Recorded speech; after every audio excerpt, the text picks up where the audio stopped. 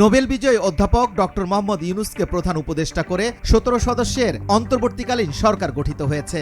গত ৮ আগস্ট রাতে শপথ নেওয়ার পরে আজ অন্তর্বর্তীকালীন সরকারের প্রধান উপদেষ্টা ডক্টর মোহাম্মদ ইউনূস বিভিন্ন মন্ত্রণালয় বিভাগের দপ্তর বণ্টন করেছেন। তবে অনেকেই কৌতূহল এইসব উপদেষ্টারা দায়িত্ব পালনকালে কি কি সুযোগ সুবিধা পাবেন।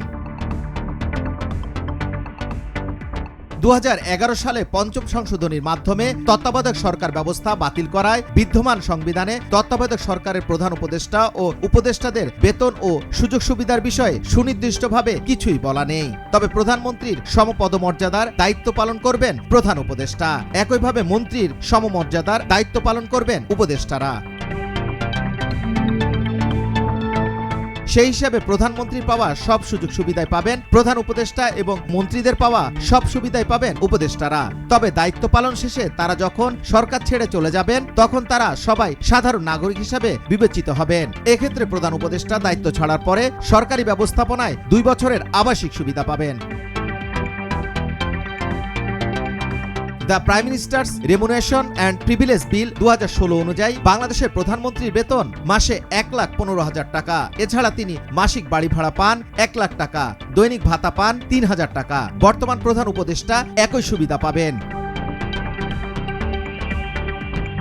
প্রধানমন্ত্রীর মাসিক বেতন ছাড়াও যাতায়াত খরচ, বাড়ি ভাড়া, ডেইলি অ্যালায়েন্স, ইন্স্যুরেন্স সুবিধা, কূটনৈতিক পাসপোর্ট, নিজ দপ্তরে এবং অন্যান্য টেলিফোন বিল, চিকিৎসা সেবা সহ আরও অনেক সুবিধা পেয়ে থাকেন সরকার প্রধান, যা তার পুরোটাই দেয় রাষ্ট্র। নতুন সরকারের প্রধান উপদেষ্টার জন্য এসব খরচ পুরোটাই দেবে রাষ্ট্র।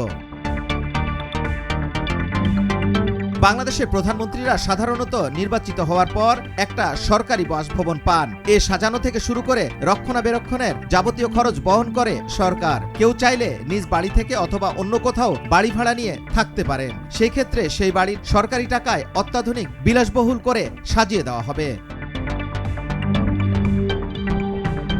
তার বাড়ির নিরাপত্তায় থাকেন স্পেশাল ফোর্সের সদস্যরা। প্রধানমন্ত্রীর মতো প্রধান উপদেষ্টাকেও বিদ্যুৎ, গ্যাস, টেলিফোন, পানির বিল যত খরচই হোক না সব খরচই হবে রাষ্ট্রীয় কোষাগার থেকে।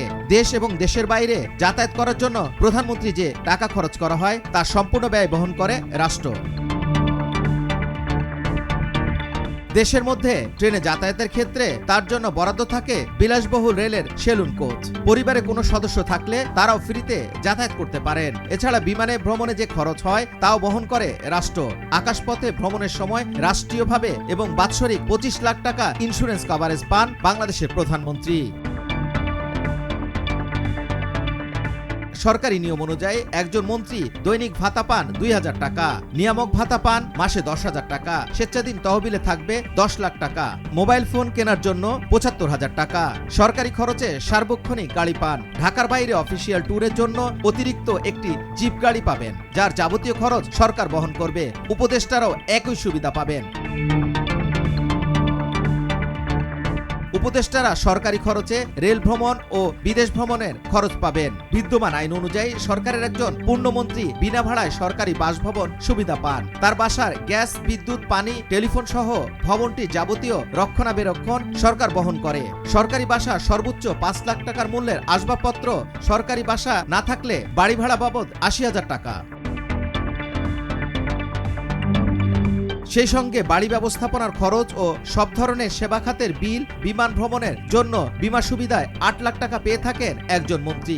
এছাড়া মন্ত্রীরা সার্বক্ষণিক নিরাপত্তা প্রহরী পান। বাসস্থান থেকে অফিস বা অফিস থেকে বাসস্থানে যাতায়াতের খরচ পান। নিজের এবং পরিবারের সদস্যদের ভ্রমণ খরচও পান তারা। এছাড়া অন্তত ২ জন গৃহকর্মীর ভ্রমণের খরচ পান একজন মন্ত্রী। এইসব সুবিধা নতুন সরকারের উপদেষ্টারা পাবেন বলে ধারণা করা হচ্ছে। প্রধান উপদেষ্টা মন্ত্রীর মতো রাষ্ট্রীয় নির্বাহী দায়িত্ব পালন করবেন। উপদেষ্টারা মন্ত্রণালয়ের মন্ত্রী দায়িত্ব পালন করবেন। সেক্ষেত্রে তারা রাষ্ট্রের বিদ্যমান সব সুযোগ সুবিধাই পাবেন। যুবরাজ ফয়সাল, ভোরের কাগজ, ঢাকা।